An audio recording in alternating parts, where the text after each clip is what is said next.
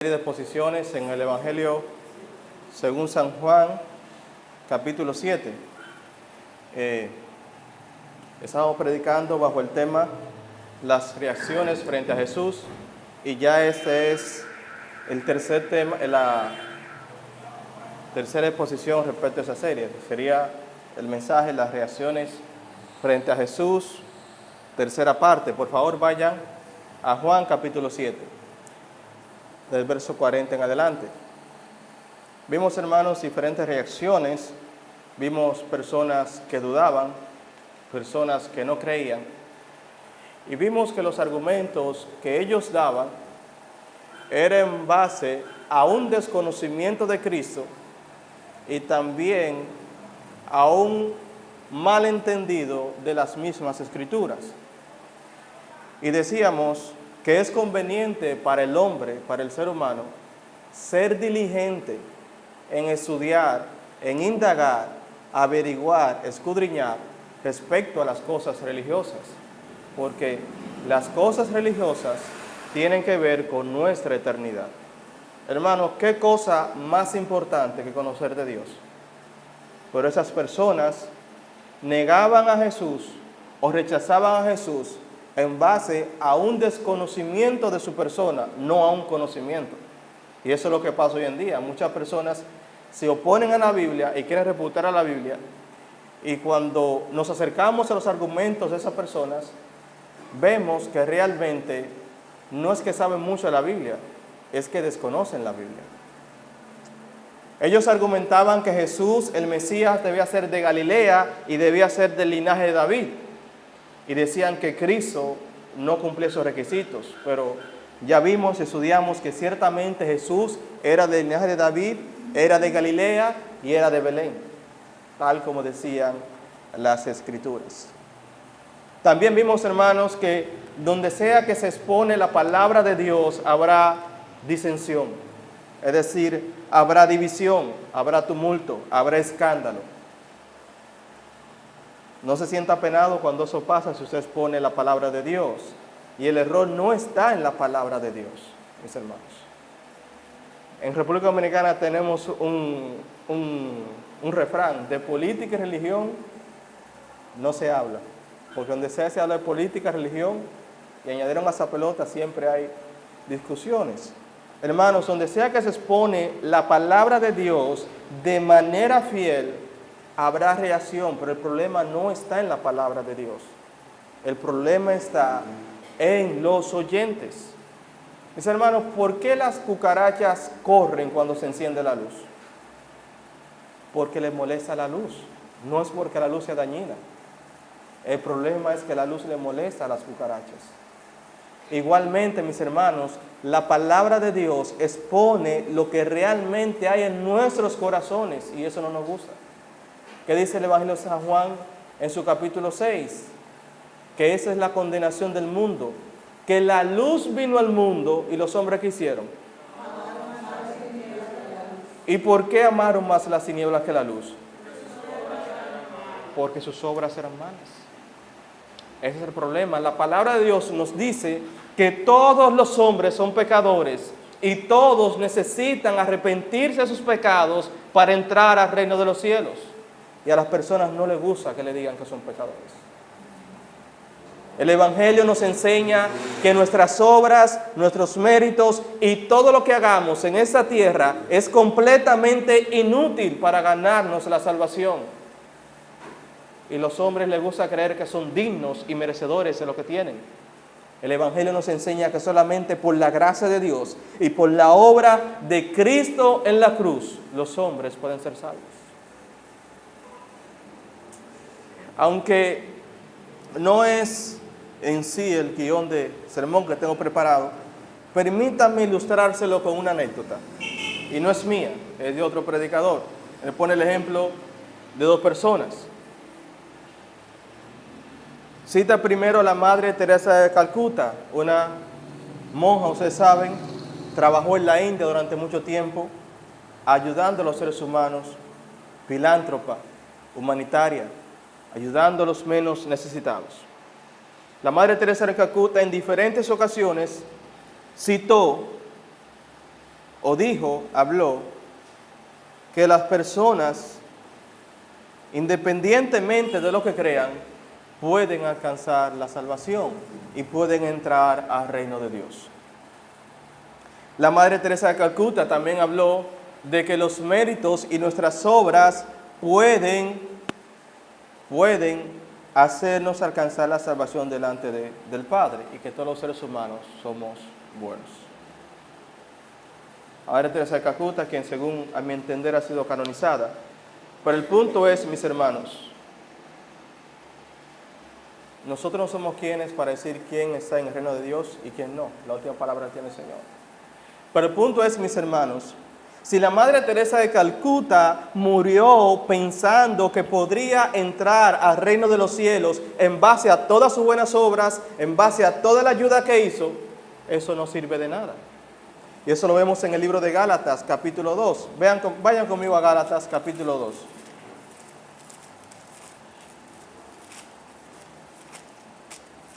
Libro de Gálatas, capítulo 2, verso 3. Verso 15, perdón. Libro de Gálatas, capítulo 2, verso 15. Nosotros, judíos de nacimiento, y no pecadores entre los gentiles, sabiendo que el hombre no es justificado por las obras de la ley, es decir, por guardar los mandamientos de la palabra de Dios. Me explico, mis hermanos. No somos justificados por guardar la palabra de Dios, no es porque la palabra de Dios sea mala, es porque nosotros somos incapaces de guardar la palabra de Dios perfectamente, de manera que Dios acepte nuestra vida. Entonces el problema no es la palabra de Dios, esa es nuestra incapacidad. Sabiendo que el hombre no es justificado por las obras de la ley, sino por la fe de Jesucristo, nosotros también hemos creído en Jesucristo para ser justificados por la fe de Cristo y no por las obras de la ley. Por cuanto por las obras de la ley nadie será justificado. Mis hermanos, vuelvo y tomo la historia.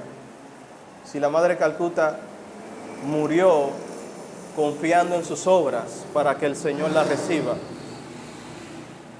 lamentablemente la Biblia es clara y los pecadores no entran al reino de Dios por sus obras. No,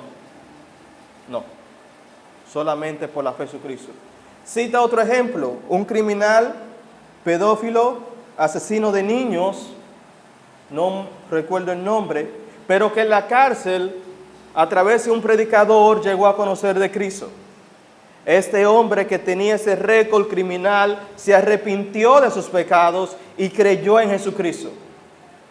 Se arrepintió públicamente, y aunque su arrepentimiento no resarce los daños que él hizo, sí muestra la obra de salvación que Dios ha efectuado en él. En muchas ocasiones esa persona habló públicamente de su arrepentimiento de sus pecados y de su fe en Jesucristo, esperando que únicamente por la obra de Cristo sea recibido en el cielo. Mis hermanos, a los hombres les ofende que los pecadores entren al cielo únicamente por el arrepentimiento, y que otros hombres que intentan ganarse la salvación no pueden alcanzar la salvación porque Dios no acepta sus obras. En ese sentido, mis hermanos, el Evangelio es ofensivo para los hombres.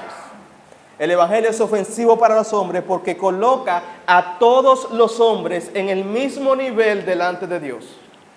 Me pone a mí y lo pone a usted al mismo nivel delante de Dios. Me pone a mí, pone al Papa, pone al Dalai Lama, pone al Buda, pone a cualquier filántropo, pone a cualquier persona que haya ganado su fortuna, pone al mendigo, pone al intelectual, pone al no intelectual, pone al ciudadano ejemplar y pone al criminal igual delante de Dios.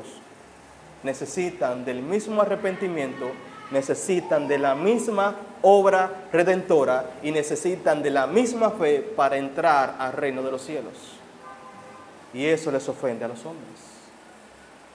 ¿Tengo que arrepentirme igual que este hombre que hizo tanto daño? Sí.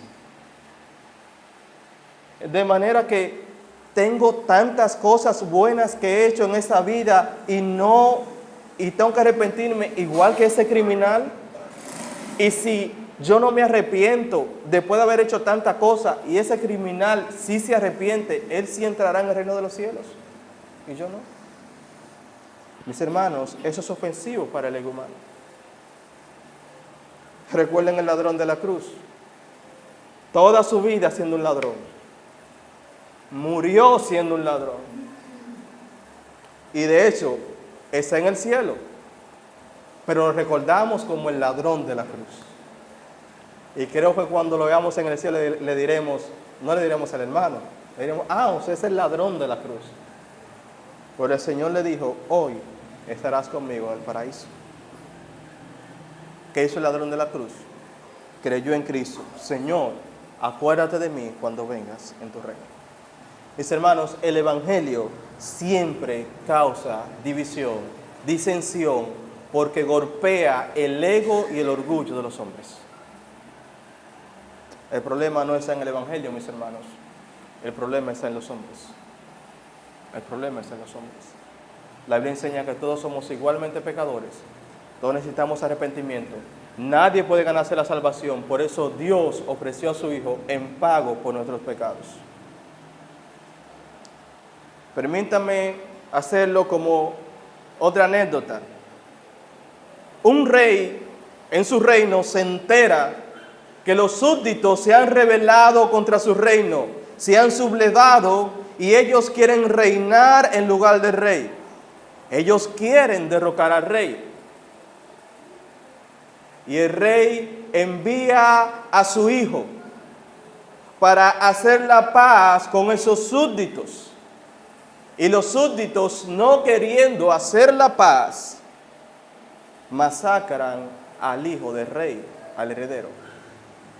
Entonces el rey manda un anuncio, un pregón. Ustedes, mis súbditos, son dignos de muerte por cuanto se han rebelado en contra de mi reino. Pero yo les he ofrecido una oportunidad. La muerte de mi hijo en sus manos sería el pago por su rebelión si ustedes aceptan ese sacrificio en lugar del de ustedes. Mis hermanos, una pregunta. ¿Sería ese rey tirano si condena a todos los que no aceptan la muerte de ese hijo en lugar de ellos? No. Yo pienso que no. Porque el rey pudo haberlos eliminado a todos. Y el rey pudo no poner el sacrificio de su hijo como pago por sus pecados. Sin embargo, mis hermanos, esa es la historia humana. Nosotros nos hemos rebelado contra el gobernador del universo, contra el creador de todas las cosas, quien merece que todo se haga para su gloria y para su honra, y queremos hacer las cosas para nuestra gloria, nuestra honra, nuestro deleite. Y Él ofreció a su Hijo en sacrificio por nuestros pecados, porque nosotros no podíamos pagar nuestra rebelión. Y Él ha anunciado a través del Evangelio, el pregón, de que todos aquellos que acepten el sacrificio de su Hijo serían salvos. Y nosotros decimos, Dios es injusto por mandar tantas personas al infierno. No, mis hermanos. Dios ha mostrado la mayor misericordia y el gran amor a través de su Hijo. Y nosotros somos tan rebeldes que ni aún un sacrificio como ese queremos aceptar. De tal manera amó Dios al mundo que ha dado a su Hijo unigénito para que todo aquel que en Él crea no se pierda, mas tenga vida eterna. La condición, creer. Pero nosotros no queremos creer. Queremos pagar por nuestros pecados. Bien, hermanos, vamos de lleno al texto. Quiero que se ha aclarado en cierta parte por qué el Evangelio es ofensivo para los hombres. Nos quedamos la semana pasada viendo la disensión y que la palabra de Dios causa disensión. Pero ciertamente, mis hermanos, aunque la palabra de Dios causa disensión, y causa división, porque la palabra de Dios divide la verdad del error, la palabra de Dios también une a aquellos que están en la verdad. Por favor, mis hermanos, vayan conmigo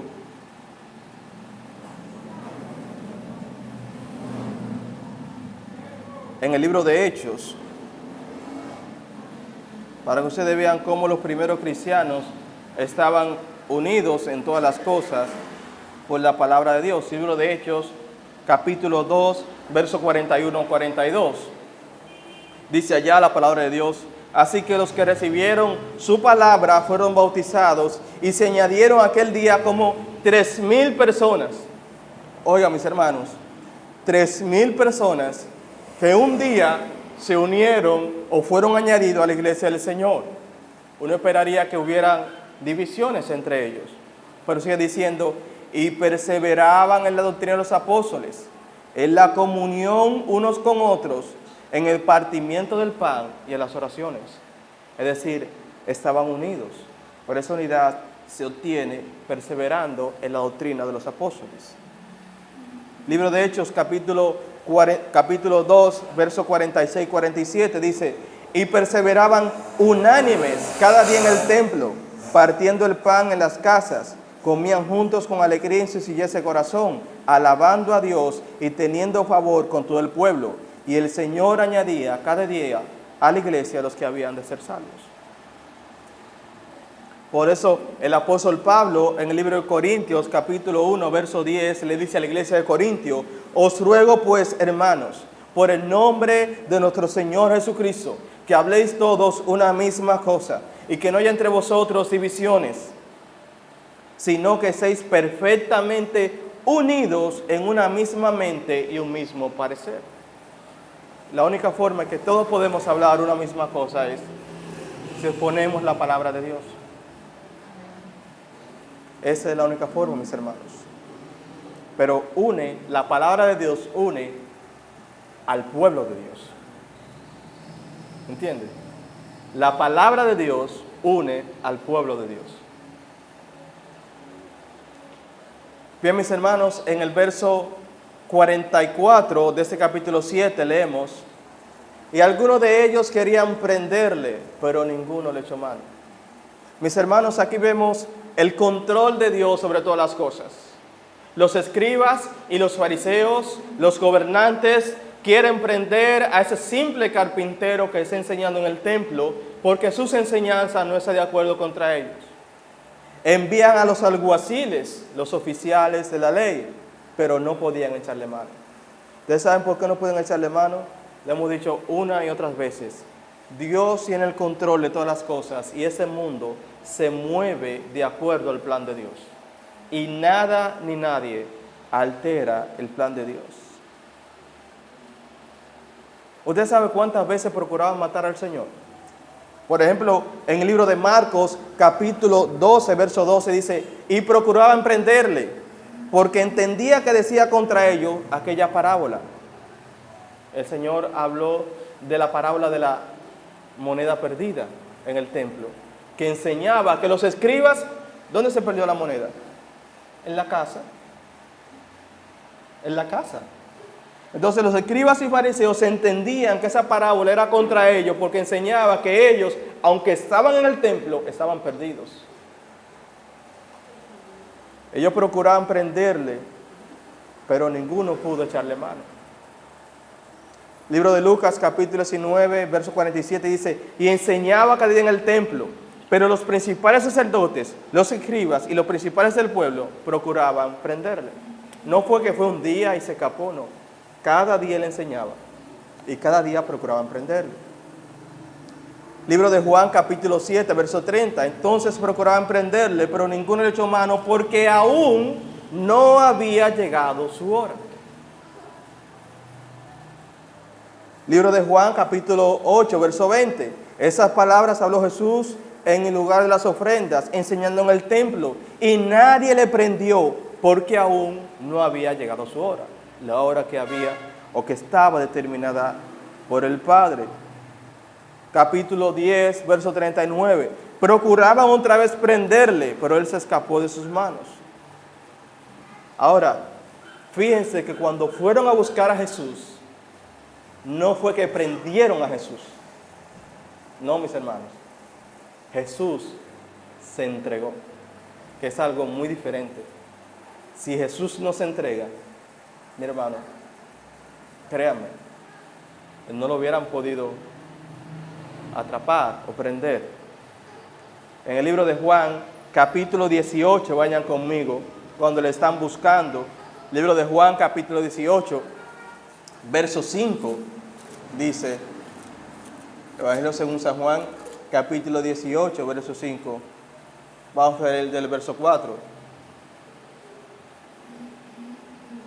Pero Jesús, sabiendo todas las cosas que le habían de sobrevenir, una pausa, mis hermanos.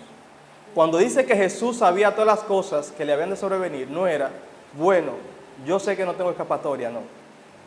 Era que Jesús sabía el plan de Dios que él había de morir en la cruz. Y él no se opuso a ese plan. ¿Ustedes recuerdan cuando cuando Pedro tomó la espada e intentó cortar la cabeza al cielo, le llevó la oreja? ¿Qué le dijo el Señor? Tú no sabes que si yo quiero puedo orar a mi Padre para que envíe una legión de ángeles. Pero entonces, ¿cómo se cumpliría la Escritura? Lo que Juan está enseñando es que Jesús sabía todo el sufrimiento que le había de sobrevenir. Él pudo no entregarse, era Dios todopoderoso hecho hombre, y aún así, Él se entregó. Verso 4 dice, pero Jesús, sabiendo todas las cosas que les habían de sobrevenir, se adelantó y les dijo, ¿a quién buscáis? Le respondieron, a Jesús Nazareno. Jesús le dijo, yo soy. Y estaba también con ellos Judas, el que le entregaba. Cuando él le dijo, yo soy, fíjense el poder del Señor manifiesto, retrocedieron y cayeron. Mis hermanos, ¿pudo Jesús escaparse? Sí, pero él se entregó porque él estaba cumpliendo el plan del Padre. El punto es, mis hermanos, nosotros estamos en las manos del Señor. Y partiremos de esta tierra cuando el Señor diga. Obviamente hay que tomar todos los cuidados que el Señor ha puesto en nuestras manos. No estoy diciendo que con eso deje de comer, no. Tiene que tener todos los cuidados que el Señor ha puesto en su mano. Pero la última palabra de nuestra partida la tiene el Señor. Punto. Dios tiene el control de todas las cosas. Por ejemplo, el apóstol Pablo estuvo en diferentes situaciones en las que su vida peligraba. Y el Señor le hizo saber a Pablo que él tenía el control de todas esas circunstancias. Por ejemplo, en el Evangelio de Hechos, capítulo 18, verso 10, cuando Pablo está en Corintio, el Señor le dice a Pablo, porque yo estoy contigo, y ninguno pondrá sobre ti la mano para hacerte mal, porque yo tengo mucho pueblo en esa ciudad. Cuando Pablo está preso en Jerusalén, en el libro de Hechos, capítulo 23, verso 11, el Señor le dice, ten ánimo, Pablo, pues como has testificado de mí en Jerusalén, así es necesario que testifiques también en Roma. ¿Qué le está diciendo? Pablo, yo quiero que tú estés en Roma. Tú no vas a morir aquí. Y ciertamente Pablo llegó a Roma. En el libro de Hechos, capítulo 27, verso 23, Pablo está camino a Roma, pero sufre un naufragio. Cualquiera pensaría, bueno, se troncharon los planes del Señor. Nos perdimos. Ellos se encuentran con una tormenta y la nave en que iba se hunde. Está a punto de perecer. Y mira lo que dice, lo que Pablo le dice a la tripulación. Porque esa noche ha estado conmigo el ángel de Dios, de quien soy y a quien sirvo, diciendo, Pablo, no temas.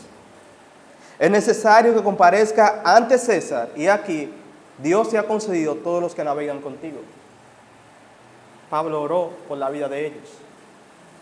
Es decir, Pablo, tú estás en esa tormenta, pero Dios quiere que tú compadezcas delante de César. ¿Qué va a pasar? Tú vas a compadecer delante de César. Mis hermanos, nosotros vamos a terminar donde Dios quiere que terminemos. Punto. Punto. Lo que tenemos que preocuparnos es por hacer, donde sea que estemos, que hagamos la voluntad de Dios. Veamos, hermanos, la reacción de los alguaciles. Verso 45-46 del Evangelio de Juan, capítulo 7, dice: los alguaciles vinieron a los principales sacerdotes y a los fariseos, y eso les dijeron: ¿por qué no le habéis traído? Los alguaciles respondieron: jamás hombre alguno ha hablado como este hombre.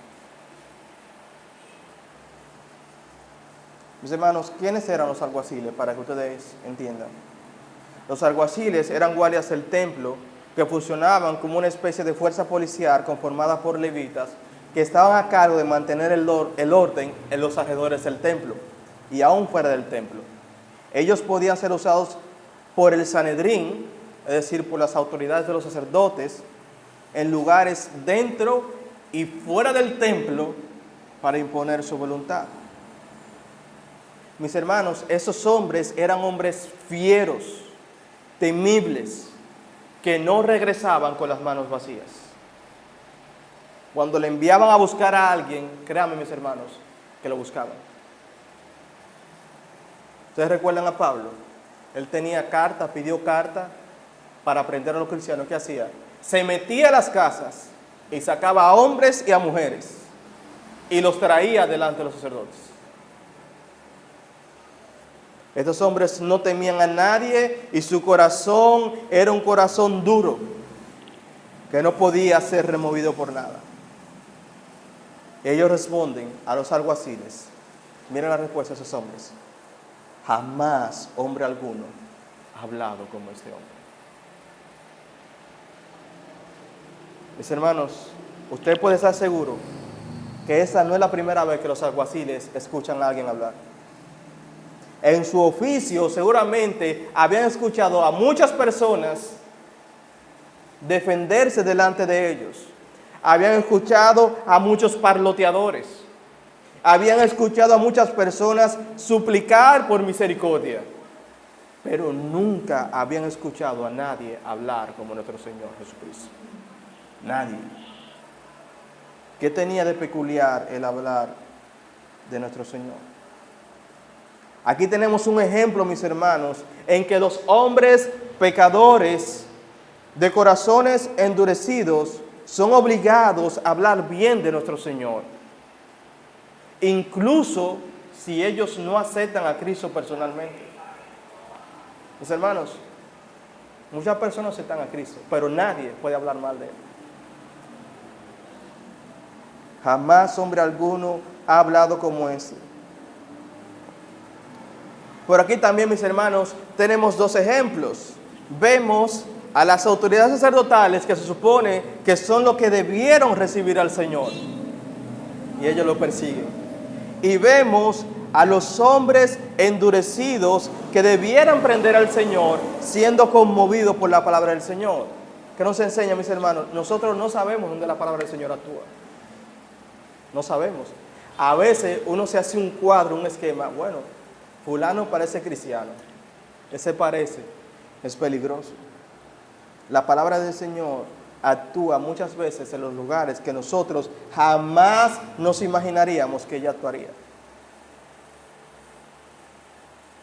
¿Qué tenía de peculiar la palabra del Señor? ¿O qué tenía de especial el hablar de nuestro Señor? Por ejemplo, en el libro de Mateo capítulo 13, verso 54, cuando Jesús hablaba, la gente se preguntaba: ¿de dónde tiene esa sabiduría y esos milagros? Es indudable que el Señor habló con sabiduría. En el Evangelio según San Mateo, capítulo 7, verso 29, dice que se admiraban de su doctrina, porque les enseñaba como quien tiene autoridad y no como los escribas y los fariseos. Mis hermanos, Cristo enseñaba como que él era la autoridad final de todo asunto religioso. Los escribas y fariseos en sus enseñanzas citaban a otros rabinos, que citaban a otros rabinos, que citaban a otros rabinos. Pero Cristo decía, pero yo os digo, ustedes escucharon esto, pero yo os digo. Ellos se admiraban de eso. Pero también, mis hermanos, es indudable que el Señor habló con una gracia singular que ningún hombre tuvo en esta tierra. En el libro de Lucas, capítulo 4, verso 22, dice, y todos daban buen testimonio de él y estaban maravillados de la palabra de gracia que salían de su boca. Y decían, ¿no es este el hijo de José? Cristo tenía una gracia singular, que dice Juan en el capítulo 1. Y aquel verbo fue hecho carne, y nosotros vimos su gloria. Gloria como del unigénito del Padre, lleno de ¿qué? De gracia y de verdad. Cristo es la gracia de Dios encarnada. El bien de Dios, la gracia de Dios a favor de los hombres, hecha carne. Cuando los oficiales dijeron, jamás hombre alguno ha hablado como ese hombre, quisieron decir, tan divinamente, con una gracia y verdad tan natural, y por ello tan convincente y eficazmente. Es decir, hemos escuchado algo que es divino.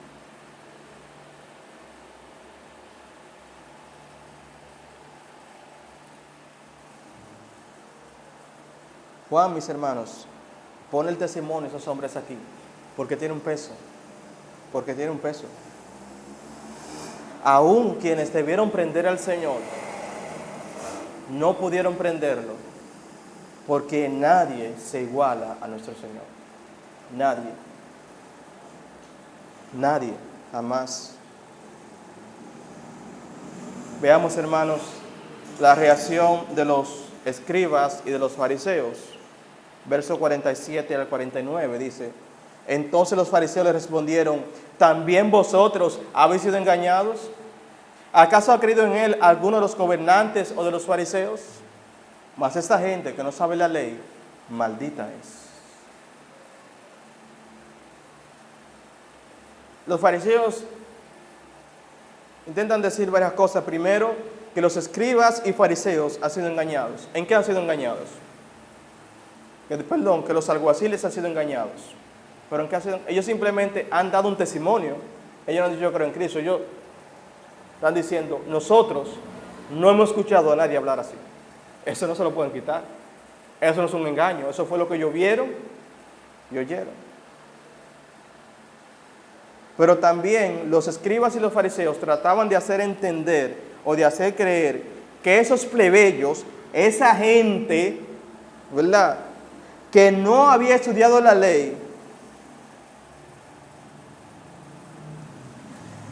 que la plebe o el burgo no estaba en la capacidad de pensar por su propia cuenta para emitir un juicio respecto a nuestro Señor. ¿Le parece eso familiar, mis hermanos? Eso es lo que enseñan las religiones a los seguidores. Y eso es lo que enseña la religión oficial desde hace mucho tiempo. Por eso perseguían a quienes traducían la Biblia. ¿Por qué? Porque la religión se centra en retener la información a los seguidores para así poder controlarlo. Por eso está mal que ellos piensen por su propia cuenta. No podemos permitirle eso. Nosotros tenemos que dar el veredicto. Ellos están diciendo que todo lo que tiene que ver con la identificación del Mesías y el carácter del Mesías o el juicio respecto al Mesías le correspondía a ellos. Esa gente no tiene la capacidad alguna. Y tristemente aún dentro del mundo evangélico se ven cosas así. Hermanos, debemos dar gracias a Dios de que estamos en una iglesia donde se lee la Biblia, se abre la Biblia y se predica directamente lo que es la Biblia.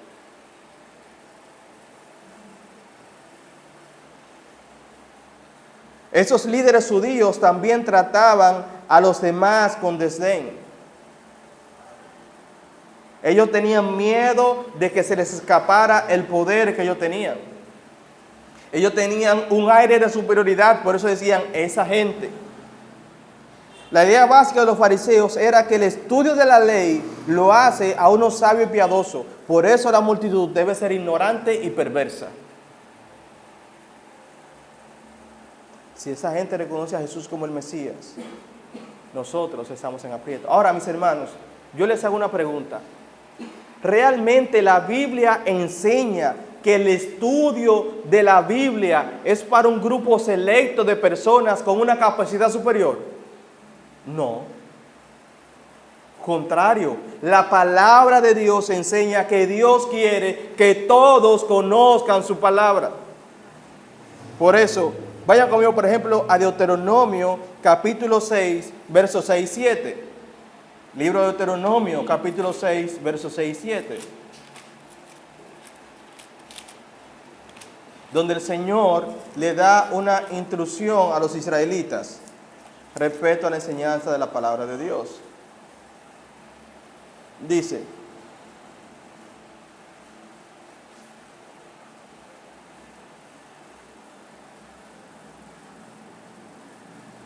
el Señor le ha dado los preceptos, le ha dado la ley al pueblo de Dios, a los israelitas. Libro de Deuteronomio, quinto libro de la Biblia. Y Él dice en el versículo 6 y 7, y esas palabras que yo te mando hoy estarán sobre tu corazón, y las repetirás a tus hijos, y hablarás de ellas estando en tu casa y andando por el camino. En la casa y en el camino. ¿Qué nos enseña, mis hermanos?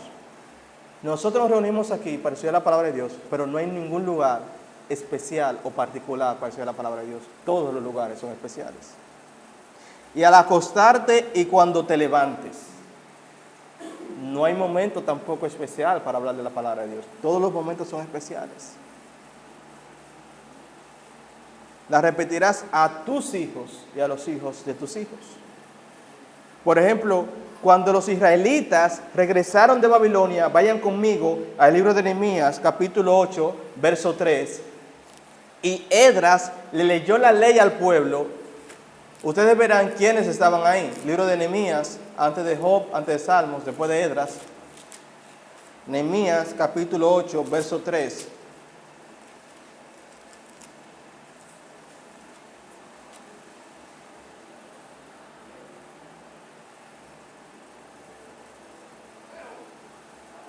Dice allá, libro de Nehemías, capítulo 8, verso 3, dice: y leyó en el libro delante de la plaza que está delante de la puerta de las aguas. Es decir, Esdras está leyendo las escrituras. Vamos a leer del verso 2. Verso 2, libro de Nehemías, capítulo 8, verso 2. Y el sacerdote Esdras trajo la ley delante de la congregación, así de hombres como de mujeres, y de todos los que podían entender. Mis hermanos, ¿a partir de cuándo se quiere el entendimiento? 5, 6, 7 años. Por el punto es, todo el que podía entender la palabra de Dios estaba ahí. Y si le estaba leyendo la palabra de Dios, el primer día del mes séptimo, y leyó en el libro delante de la plaza que está delante de la puerta de las aguas, desde el alba hasta el mediodía, en presencia de hombres y mujeres. Cuando las religiones tradicionales de las épocas enseñaban que el conocimiento era para los hombres, pero la Biblia enseña que es para hombres y mujeres y niños. Mire cómo dice: en presencia de hombres y mujeres y de todos los que podían entender. Mis hermanos, la Biblia, la palabra de Dios, no es para un grupo selecto de personas, es para todo el mundo. Todo el que pueda leer la palabra de Dios debe leerla. Y es una obligación. Y Dios quiere que su palabra sea leída. En segundo lugar, mis hermanos, esa gente reprocha o hace un reproche diciendo que los que habían creído en el Señor habían creído por falta de conocimiento.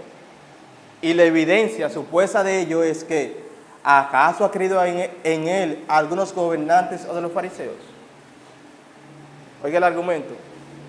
Nadie de los fariseos y de los gobernantes, es decir, nadie estudiado ha creído en ese hombre. Los que creen en él son los plebeyos, los que no saben, los que no tienen conocimiento. Pero ese argumento es falso. ¿Ustedes saben por qué es falso? Porque ahí precisamente levanta la palabra o levanta la voz uno del Sanedrín que ha creído en el Señor.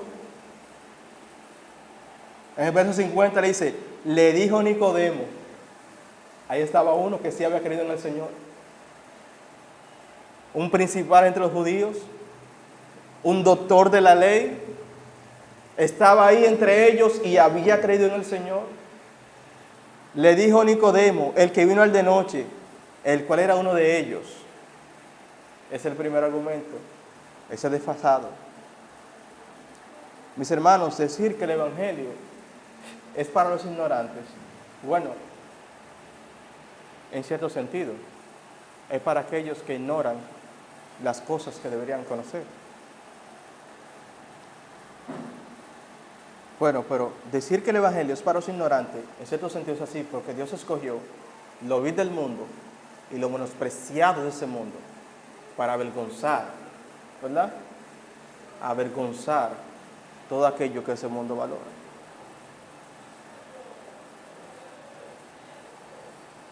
Entonces, aquí tenemos a Nicodemo, uno que sí es letrado, que es fariseo, y no cualquier fariseo, un principal entre los fariseos que sí ha creído en el Señor. Se cae de plano el argumento. Y Nicodemo le dice algo bien interesante. ¿Juzga acaso nuestra ley a un hombre si primero no lo oye y sabe lo que ha hecho? Nicodemo le está diciendo que el juicio que ellos están haciendo al Señor es injusto. Es injusto porque en realidad no están juzgando, están prejuzgando. ¿Por qué? Ellos ni siquiera han oído al Señor. No lo han traído, lo han sentado y le ha dicho, Jesús, ¿qué es lo que tú enseñas? Mis hermanos, mucha gente rechaza el Evangelio. ¿Sabe por qué? Porque precisamente no se toma la molestia, no se toma el tiempo o dice que está muy ocupado para escuchar lo que la palabra de Dios dice. Y desde ya yo digo que no tengo tiempo. Pero también Nicodemo le dice que es injusto lo que ellos hacen. Ahora ellos intentan avergonzar a Nicodemo, verso 52, respondieron y le dijeron, ¿eres tú también Galileo? Escudriña y ve que de Galilea nunca se ha levantado profeta. Ellos intentaron avergonzar a Nicodemo, intentaron avergonzar a los alguaciles cuando le dijeron, también vosotros habéis sido engañados. ¿Ha creído en él algunos gobernantes o de los fariseos? ¿Qué le están diciendo a los alguaciles? Si ustedes creen en Jesús, es porque ustedes son ignorantes, ustedes son estúpidos, es porque ustedes han sido engañados. Pero a Nicodemo le quieren decir que si él cree en Jesús, es porque él es Galileo, es decir, es porque son compueblanos. Y mandan a Nicodemo, fíjense mis hermanos, Nicodemo es un principal entre los fariseos y es un doctor de la ley. Eso lo vimos en el Evangelio de Juan, capítulo 3. Mandan a Nicodemo y le dice, escudriña y ve que de Galilea no se ha levantado profeta. Mis hermanos, eso pone de evidencia la ignorancia de ellos, porque en primer lugar, si había alguien que conocía las Escrituras delante de ellos, en ese grupo era Nicodemo. Y en segundo lugar, de Galilea sí se han levantado profetas. Por ejemplo, Jonás, en el libro de Segunda de Reyes, capítulo 14, verso 25, dice que Jonás era de Gar-Hefer, y Gar-Hefer era una comunidad galilea. Pero también, mis hermanos, Nahum también era de Galilea. Es decir, quienes realmente están en ignorancia son ellos. Aquí vamos, mis hermanos, primero, la dureza de la religión oficialmente establecida. Usted ha notado, mis hermanos, que la oposición al Señor y la oposición a la predicación de la palabra de Dios siempre surge de la religión oficialmente establecida en cualquier parte del mundo, en cualquier lugar. Porque la exposición de la palabra o la predicación de la palabra atenta contra el estatus de aquellas personas que a través de la religión quieren subordinar a las masas o quieren vivir de las masas. Segundo lugar, mis hermanos, la oposición se levanta principalmente a la religión organizada porque la religión, lejos de transformar a los hombres y de renovar su corazón, lo que hace es que lo endurece. La religión, mis hermanos, la religión lo que hace es endurecer a los hombres.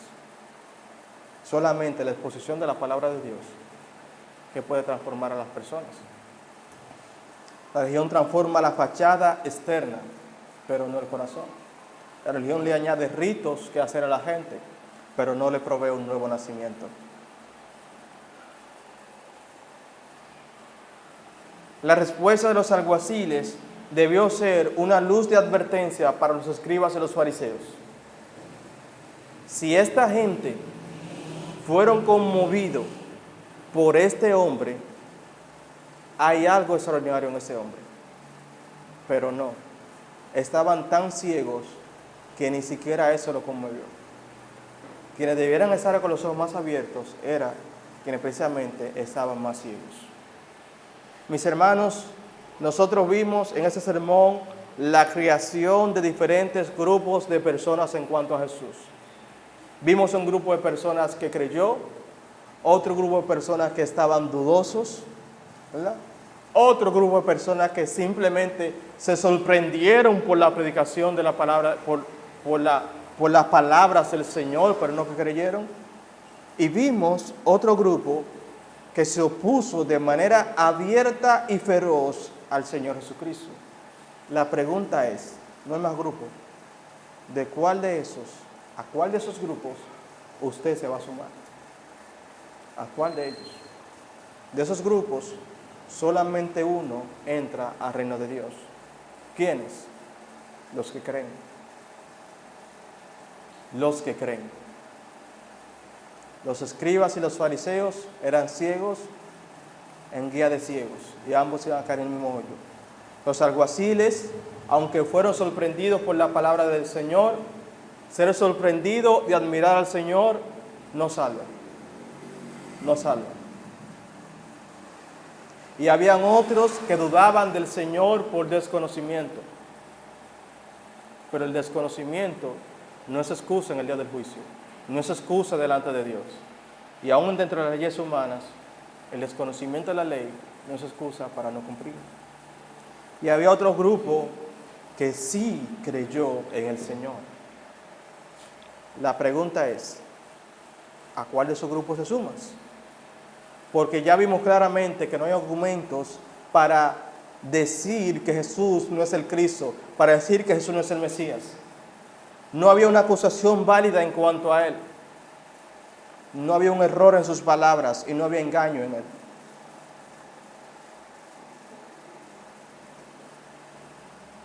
Eso nos pone en estrecho entre la espada y la pared.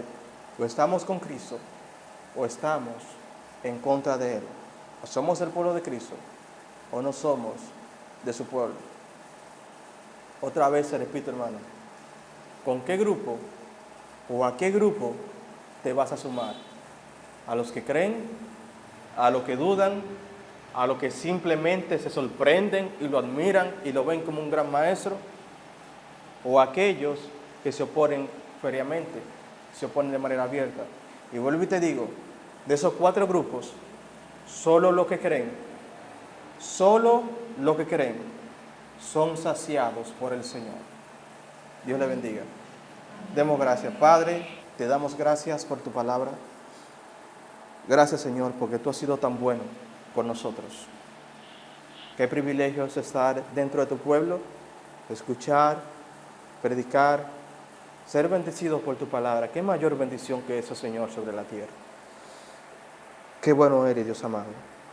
Padre, tu palabra ha sido dispersa.